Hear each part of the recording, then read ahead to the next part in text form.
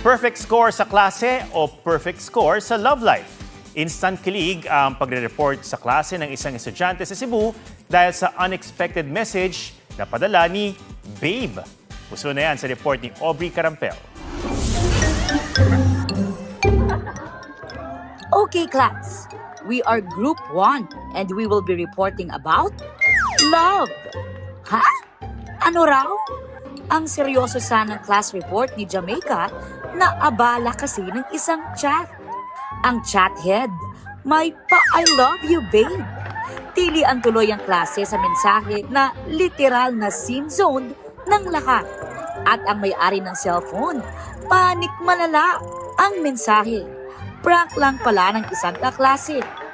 I love you na, naging bato pa. Aubrey Carampel, nagbabalita para sa GMA Integrated News.